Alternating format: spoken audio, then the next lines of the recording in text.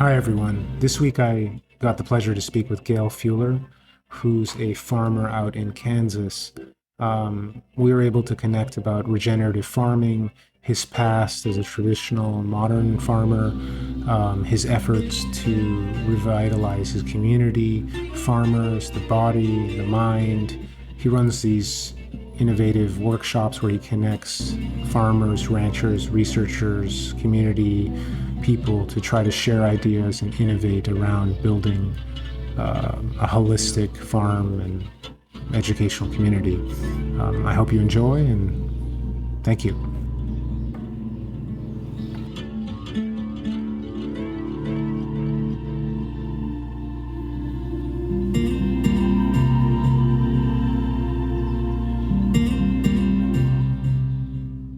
Rural Kansas. Nice. It's iffy, but like usual. Wonderful, Gail. Well, I really appreciate your time. I was just at my community garden this morning, and I was speaking to some of my garden plot neighbors that I was speaking to, a farmer in Kansas. And everyone around me was just very interested, and they had a lot of questions. So maybe we can start with some questions from them before we well, maybe why don't you give people who don't know about you just how do you describe yourself? I probably would best describe myself as an agroecologist farmer. We live just outside of the small town of Severy, or an hour straight east of Wichita. We're in the southeast part of the state. It's on the eastern edge of the Flint Hills. So maybe I'll start with some of the questions from my community plot farmers. The first one I got this morning from my neighbor plot was, what can community local little plot farmers learn from professional farmers? Well, if professional farmers are practicing regenerative agriculture, they can probably learn a lot. I guess it depends on what, it's kind of a broad question, but, there's a lot of farmers today at the upper end of the scale that are completely focused on soil health. They own microscopes. They're looking at what's going on in the soil. They're starting to switch away from commercial fertilizers and using compost teas and things like that. So I think there's a lot that probably each can learn from the other. And then you're really focused on soil health. What one of the questions one of the farmers or the gardeners gave me was, are you part of the no-till movement, or maybe what are your thoughts on tilling? I think tilling needs to be used very, very minimally. I'm opposed to tillage or any kind of disruption, whether it's or chemical, either one. I just don't like disturbance. I don't think there's a place for it for the most part. Got it. Another question I got from someone who has a PhD and works for the health department. What do you think about hydroponic farming? That's quite popular here in Hawaii. Just curious if you have any thoughts. I'm not a big fan of it. To me, plants grow in soil. That's where they get their minerals and nutrients naturally. And if soil's healthy, that's where you're going to grow the most nutrient-dense food, is in the soil. What is your strategy for managing seeds, Gail? Do you purchase seeds? Do you dry and grow your own, or how do you manage just seeds in general? The farm we're on now, we do very little seeding as far as grain or forage crops. Most of the farm is perennial. We do have a small amount of acreage that we're transitioning to perennial, and so we're planting some cover crops on that. And at this farm, because of the scale and time and equipment, I'm purchasing the seed. I have grown my own in the past. When it comes to the garden and our personal food supply, we save some of our seed. We're learning. We're not great at it yet, but we're in the process of getting better. When I was still farming at a larger scale and doing more row crop farming, we were switching to heirloom grains and open pollinated, where we could save our own seed. I don't believe in the seed period. I don't think there's a place for it in agriculture or food production. In Kansas, what motivated your switch from more modernized industrial farming to restorative kind of farming? There was a series of events. I being a farm kid, I considered myself an environmentalist to begin with. We switched to no-till just because I absolutely hate soil erosion. And then as we got further into the movement, I realized I knew nothing about soil other than it was a medium that was being used to hold up a plant to amend with commercial products, and that's pretty dangerous. And that's when I started on a learning, or started to educate myself on living soil, microbiology, soil biology, etc. And it's all at the same time I realized that I was being lied to by Big Ag. We found out that glyphosate was an antibiotic. That really changed a lot within our mindset and the way we wanted to grow grains and meat. How did your approach to eating change as you learned more about restorative farming? And it did a complete flip along the way. Obviously conventional farmer, conventional food, and the more we learned about healthy soil, the more we found a direct parallel, a direct link between gut health and soil health. The soil microbiome, the gut microbiome are almost identical, and so the two just go hand in hand. So it wasn't hard to convince ourselves to completely change our diets. what are your thoughts on vegetarianism? I guess it depends. I usually like to have the conversation with a vegetarian or vegan to see why they are. It seems the two most common answers I get: number one, it's usually about animal health, or not animal health, but animal wellness and animal abuse. And when, obviously I can't argue with that when animals are being run through the conventional system. But, we put animal wellness at the top of the list here. And so also, we need animals to heal the planet. And so there's that perspective. Plus, just from a human health perspective, we need some meat in our diet. So I usually have a pretty good argument for vegetarians. Plus, I get another answer is, when it comes to the well-being of animals, I don't know if they just don't understand, but all living creatures, whether they're plant or animal, have feelings, they have emotions, they have, they're a live, living, breathing entity. So just because you don't hear the plant scream doesn't mean it doesn't. So those are some of the things. I guess the other answer I get from a lot of vegetarians is they've chosen that simply because they can't find access to meat grown regeneratively, pasture raised, things like that, or harvested humanely. I was looking at your CSA box, and it looks so beautiful. Some of the meats, and it seems like you put a lot of energy into the sourcing. So I personally eat meat, and I try to eat as local as I can. Here in Hawaii, we have a lot of access deer, so that's all wild in Maui, and it's kind of a pest. So it's quite sustainable to eat that meat.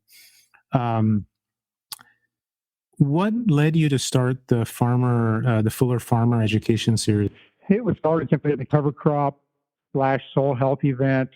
It was co-founded with a friend of mine, Dr. Jill Clapperton, who's a rhizosphere ecologist. And I was always interested in education. I was already doing some public speaking at conferences about my farming practices. So it just made sense for us to host one at the farm. But it took a huge turn in year one.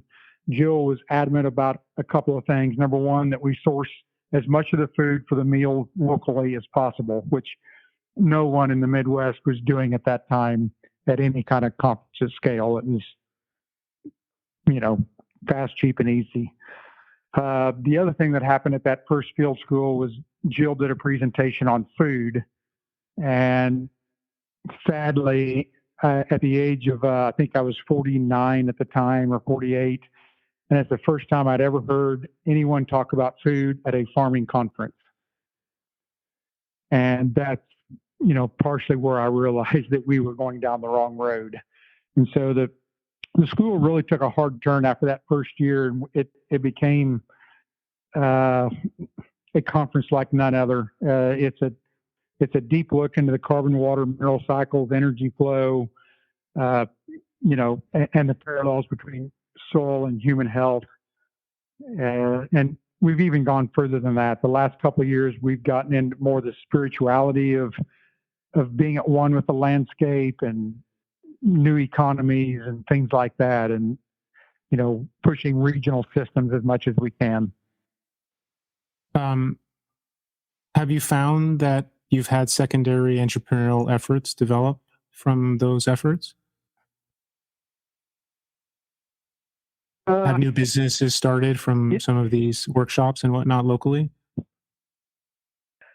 No, not a lot personally for me, but I guess kind of. We've spun off a second education event that's kind of it's a bit of like a peer group, and there's a group of us that get together. We've got our fourth meeting in the last year coming up here in a couple of weeks, and we spend a weekend. Well, it's called Regenerate Me, and we spend the weekend regenerating ourselves. I mean, we're totally of the belief that we can't have regenerative farms without regenerative farmers. And so we're working on, mental health and spirituality and things like that, and really trying to get ourselves at one with the landscape. So we've had some things spin off like that, but entrepreneur wise, not a lot. We are working on a series of workshops to run across Kansas this winter. There would be 16 total events, and these workshops are going to be focused on just that, on nutrition and physical and mental and spiritual wellness, and trying to help fix the broken farmers so that they can fix the broken landscape. What has been the response just from the general public to these kind of initiatives? Do they think you're kind of a hippie out there? Are they excited? What's the kind of the response? A little bit of both, sure. Got it. I mean, by and large, the people that attend the field schools are just blown away. Well over 90%. We get just huge emotional responses, very positive responses. But at the same time, I know there's people out there that aren't ready to go that route yet, and yeah, I'm pretty sure they've got things they call me that are probably worse than what you just said.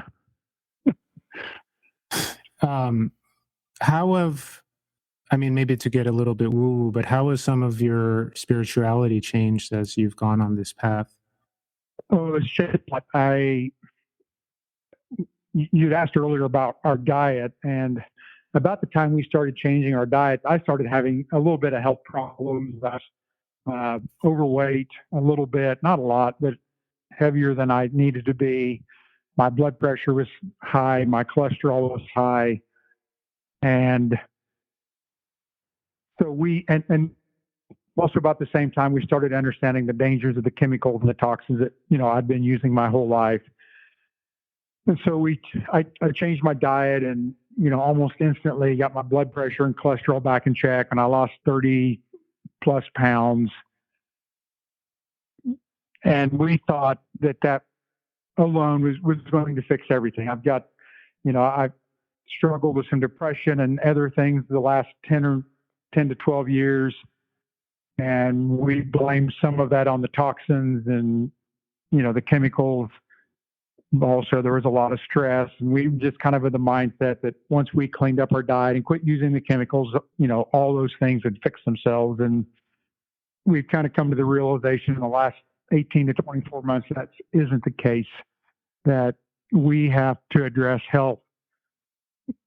Well, we've been addressing health just like we've been addressing farms, very piecemeal. We've got to address health from the physical, mental, and spiritual standpoint. And that's the only way we're going to fix it. So I've really started putting a focus on, the wholeness of wellness for myself in the last 6 to 12 months. And I find myself much more attentive to my farm. It's changed the way I make decisions. I have more of a tendency to go out and listen to the farm before I make a management decision that could have lasting detrimental effects. I try to let the farm guide me, and I try to, let it tell me what it needs or what it doesn't need. And that's extremely difficult for an old white guy, well, for any guy in general, because the males are the hunters and the gatherers and the conquerors, and that's how we've been bred for millennia. And we've overdone that a little bit. We've got to bring our female side back in touch just a little bit and balance ourselves back out, and use both sides more than we have been. How was your relationship to labor changed or developed over the years? I mean, how many workers do you have at the farm? Are they migrant labor, permanent labor? I'm just curious what the markup of the people who actually farm is. Yeah, my labor, the farm is, I am the owner, manager, labor, janitor, chief financial officer, marketer. I'm it. Are there any cultures that you look to who are doing farming in the best way that you think right now? Is it the Dutch, the Japanese, Uruguay? I'm just curious, who are you looking to emulate? Oh, I don't know. I'm not really versed in a lot of the cultures.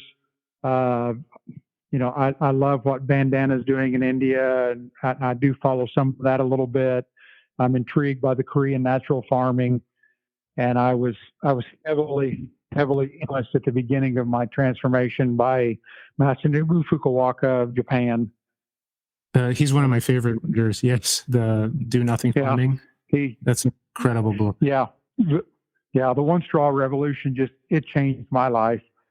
But I've read them all, and the first book I recommend to anybody is One Straw Revolution. I think it's a must read for anybody involved in agriculture. Even as a consumer, I think they need to read that book and understand connectedness with nature and things like that. And I think, the one place I'm weak and we're trying to improve is to get more in touch with the indigenous ways of the plains here. We want to try to reach out to the Osage Nation, and I want to start studying how they farmed and managed, and how they approached the land. I think there's a lot there I need to learn yet. Have you, maybe you can tell me a little bit about your relationship with the federal government or local government? How has that changed or expanded, or are they supportive of your efforts? Or I'm just curious about that relationship. Uh, my relationship with the federal government is extremely poor. I really don't care. I don't trust them. And this isn't political. I don't trust the left or the right. I think Washington, they're all in bed together, and they're all in bed with industry, and it's a mess. That said, you can say I have an axe to grind, because I took on the government when I lost my crop insurance in 2012 because of my cover crop practices. I won that case, but they basically bankrupt me in the process. But I went to Washington, and we did get a lot of things changed in a positive manner about crop insurance. But my trip to Washington, I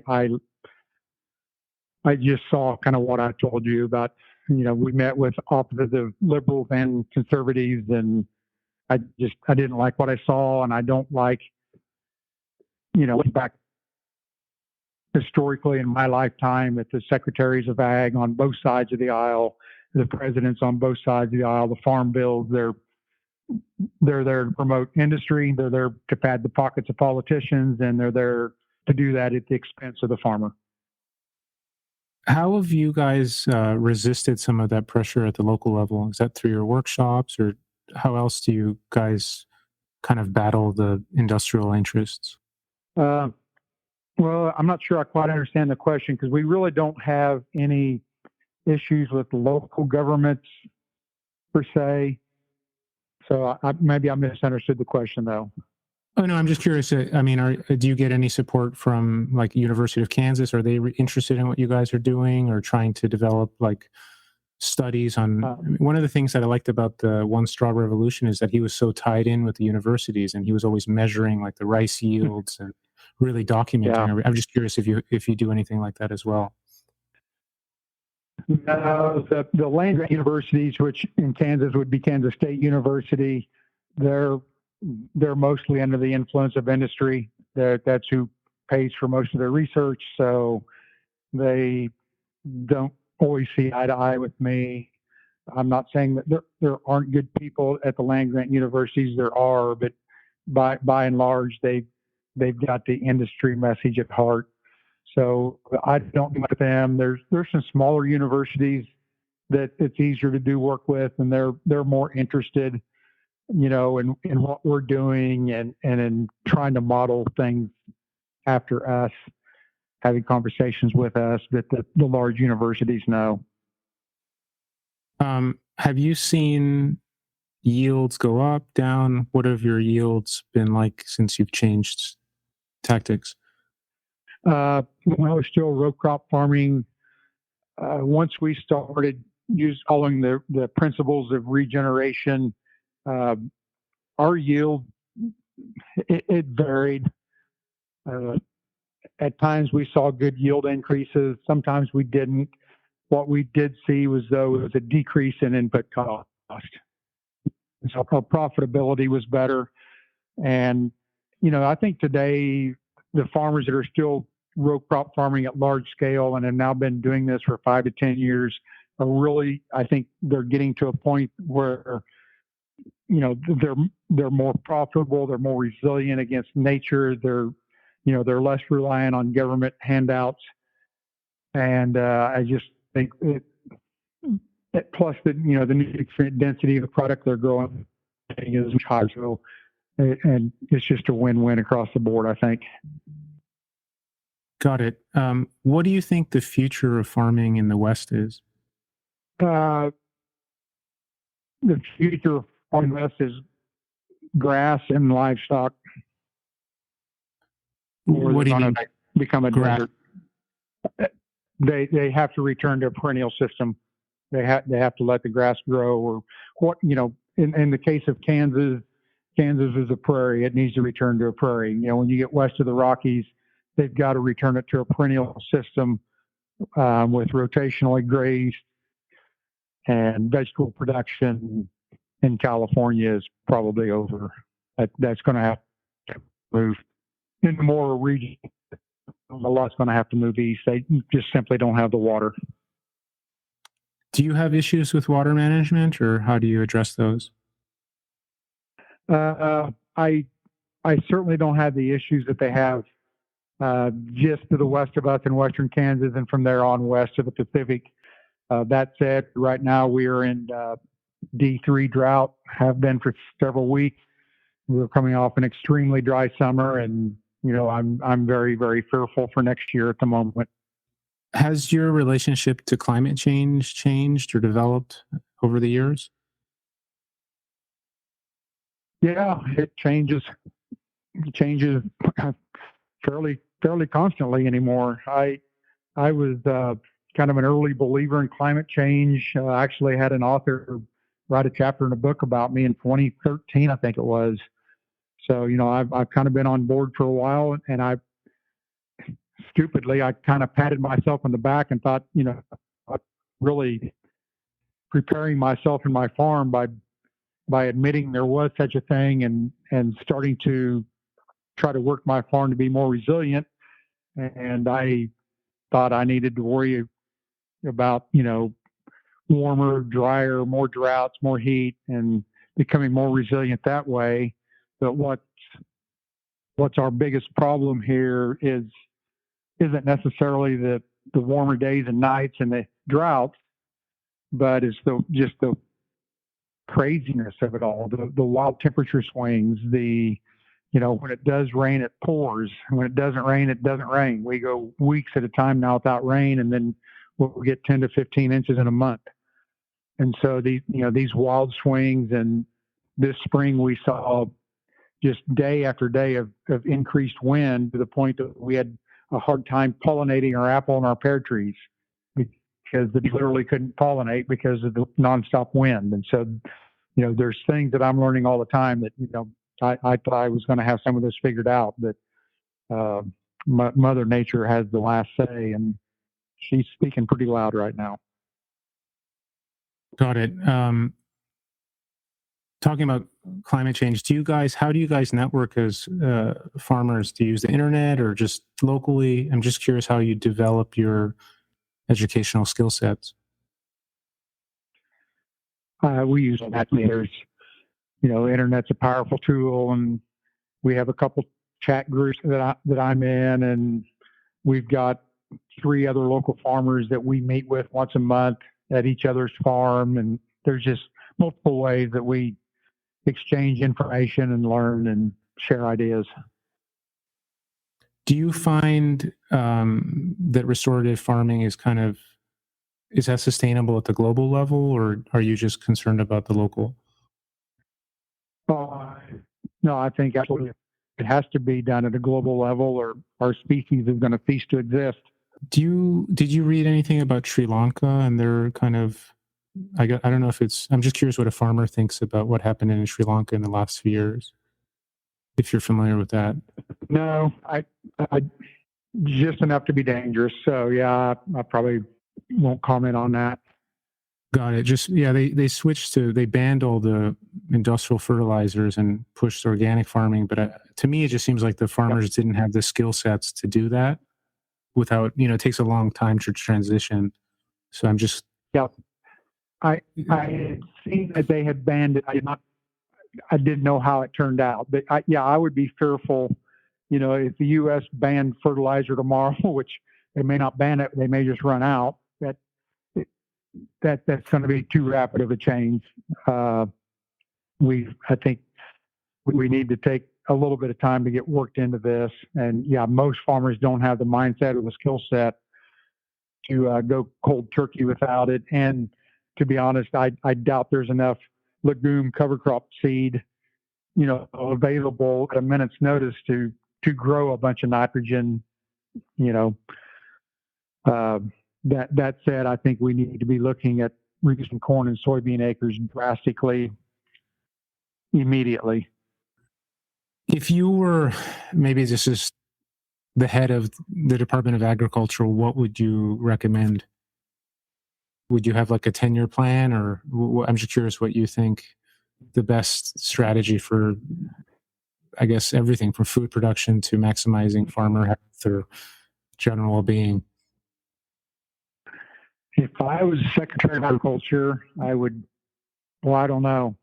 I probably would be fired pretty fast because it would clean out EPA, FDA, and USDA, step one, and expose the lies that are going on. And then I'm not in favor of programs. They've just been a huge failure, in my opinion. But we need to find a way then to educate the farmers on how to grow regeneratively, but at the same time, we've got to educate the consumers on why, the cost of food needs to go up to support real food, not, real food that is healing and medicinal, and not the crap they're eating today. What are some of the lies that lower their health costs? Sorry. That you're familiar with that other people might not know? I'm just curious. Like glyphosate, for instance, I saw on your website that kind of opened your mind. What about glyphosate particularly worries you or whatnot? The main thing with glyphosate is it's an antibiotic. This care the crap out of you. I don't know what would. Got it. Yeah, I'm just maybe you can answer me. Every time I go to Europe, I eat bread all day and milk and cheese, and somehow I still lose weight. and then I come back to the States and I try to eat as healthy as I can, and I still somehow gain weight. I'm just curious what a farmer's perspective on that is. But Well, I know in the case of bread, a couple of things. The amino acid makeup of the hybrid wheat isn't the same as it was in the heirloom wheats. The nutrient density isn't as high as it was in the heirloom varieties. We've traded health for yield is all we've done. And then when you take that kernel of wheat that's not as healthy to begin with, and you remove all of the good stuff out of it and separate that out, and then you make bread with what's left. That's not the way our grandparents made bread. So, we've done so much in not just in production to lower quality, but in processing and things like that. Bread isn't bread. It's a whole bunch of byproducts and lab grown, lab made stuff that they're trying to sell you as bread when it's not. We cook our milk, which takes all of the good stuff out of it. So basically, you're just drinking cooked white water. There's no value in it at all. And then they add stuff to it you add vitamin D. And how do we know our body's able to recognize that form of vitamin D? Our forefathers ate real food, and we've got to get back to that. maybe you can. There's a lot of raw milk stickers all over Hawaii. Do you have any thoughts on the raw milk movement? Is that similar to what you're talking about? I'm not sure. It's just, milk isn't meant to be cooked, isn't meant to be pasteurized. When you do that, you take out all of the nutrient value of it. So why drink it? Yeah, it's just funny because sometimes people are just so scared of listeria, and they just can't imagine a world where you could draw milk from a cow and drink it. But yeah, but I think if you do the research on that, the issues that started all of that hysteria wasn't the cow. It was how the milk was being handled after it come out of the cow. That's where the problem arose, and for some reason the cow took the blame. Well, plus they can sell then medicine to the cow and equipment to pasteurize and production lines and a lot of other secondary products. But yeah, the best milk I've ever had in my life was from the Jersey cow, straight from the cow, and it was incredible. It was like a off-white bone, just incredible. Changed my thoughts on milk. That's What's your daily routine like, Gail? I'm just curious.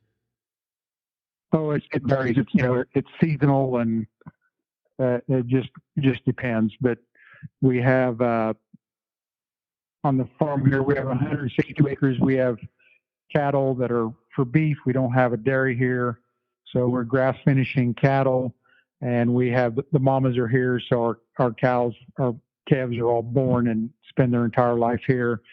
We also have some pigs we are farrow to finish there also, so we have mama pigs, and then the babies are fed out. We have grass finished lamb, same as the cows and the pigs. The lambs are born here. We also do meat chickens and eggs. We bring the chicks in as day old. We're not growing our own chicks yet. And then we also have some ducks that we grow for meat for seasonal for Thanksgiving and Christmas, and they're born and raised here also. So there's always those that need managed. They either need moved to fresh grass, or the pigs and chickens they get fed some grain also besides grazing. So there's always feed to grind, fences to move, make sure everybody has water and mineral and all those things. And then after that, it just depends on the day, whether it's inside on the computer answering emails or cutting wood for the fire or planting the garden or whatever. Just very seasonal. And we've tried to become much. We've tried to become a little better at being lazy, I guess would be one way to put it. We try to quit by dark, and I've kind of become a chicken in my old age. I rise and fall with the sun.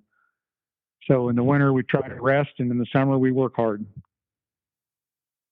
Are there, I saw on their website that there was, I mean, you gather people from Mennonite or Amish type communities as well to modern farmers. I'm just curious, have you learned anything from uh, those type of farmers, or the Mennonite or Amish or more traditional kind of lifestyles?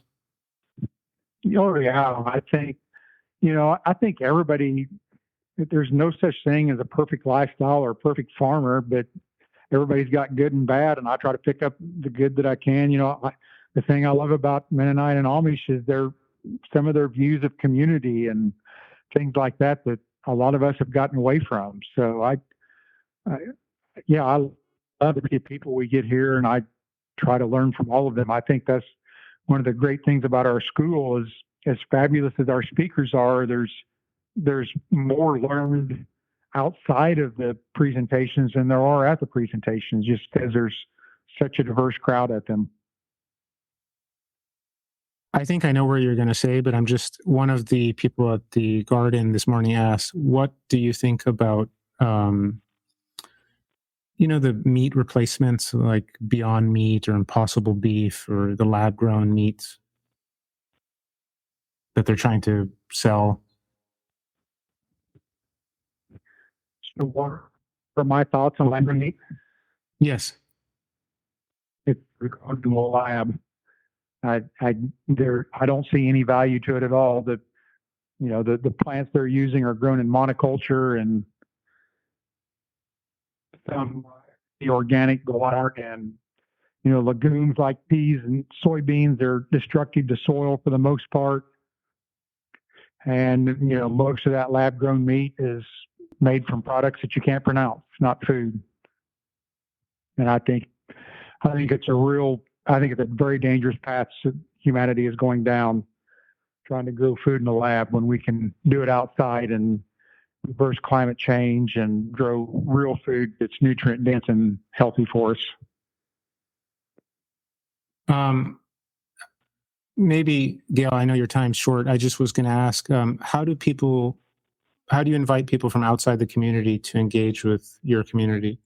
We've not done any workshops yet for non-farmers, although all of our workshops are open to everybody, and we do have some non-farmers come to them, which I think is really important, and it's something we want to expand on. Yeah, we use the Airbnb and HipCamp and Harvest Host as a way of attracting, our urban cousins to come see the farm and get educated a little bit about how we grow food. I think I would like to find the time to start hosting some workshops in urban settings that are geared more towards consumers than farmers to help, build some of those bridges and draw some of those connections. Have there any restaurants or chefs or culinary people kind of worked with you? Are they excited about what you're doing, for instance? Or Yeah, yeah, they're usually, the mindset of shop local and supporting local farms and things. So, but they still really don't have the full understanding of why it's important. So we're really big on bringing chefs to the farm and helping educate them about the soil and nutrient density. And at the same time, they share with us, and we've butchered animals here together and shared in the gratefulness of that. And it's been, we've had really good connections with the chefs we work with. We work with chefs out of Kansas City and Wichita, and it's a joy to work with them. and then one of my last questions is, how do you slaughter your animals? Do you have a slaughterhouse on site, or do you have to truck the animals somewhere? I'm just curious what the relationship is with the final processing is. Yeah, we most of the livestock is we have two different small USDA inspected plants. They're both mom and pop plants, not the large ones. We have to be inspected for most of the stuff that we sell because the farmers markets and such demand that. We do a little bit on farm. That is certainly something we'd like to do down the road. I think it's important. All of this stuff is harvested as close to the farm as possible, and that way, take the last little bit of stress off of the animal. Plus, from a soil perspective, all the waste product can be composted and returned back to the soil on the farm, and that's important too. And then I heard that you grow apples and you said pears. Do you make any ciders or any preserved items with those, or value added products as well? Not a lot yet. I did make a large batch of apple cider vinegar, about a half a ton last year, because we supplement our cattle and sheep with ACV in the wintertime when our forage is really low quality. So we've done a little bit. Would like to do more, but we've been here on this farm with fruit for 3 years, and we've had almost no fruit production. We've had one apple crop. Well, actually, we've got apple, peach, pear, and of those we've had one crop in 3 years out of each of those. The plums have mostly produced every year, but nothing heavy. Again, the wild climate for the food production extremely difficult. I would love to be able to have enough to start doing some more things like that, but we just haven't had the production yet. Do you manage beehives as well on site or not? Yes, we have right now, I think five hives right now, and just like everything else, between the climate and the chemicals, honey production is extremely difficult. Gail, and then aside from one straw revolution, is there anything that you think someone who's new to thinking about food and agricultural should know? I mean, how can they start on their journey? What's your recommendation for them? I think another good book. There's a friend of mine, or two, Montgomery and McClay. Their book, Hidden Half of Nature. It really ties soil and human health together. That's a great read for anybody. There's just a lot of really good books out there right now, about soil, human health, animals, all of it. The list is long. And then, Gail, do you have children or not? Yes, I have a son and a daughter. How are you educating them, or do you want them to work on the farm, or do they help you out as well? They're both grown, and my daughter's married, and she is involved in agriculture, and my son in Kansas City, he may return someday. Don't know yet. Too soon to tell. Got it. And then what do you think the most important thing for the next generation of, I guess, passing the realm on, or the baton on, is? The next generation of Farmers or consumers? Yeah. Both, I guess. I mean, they're connected.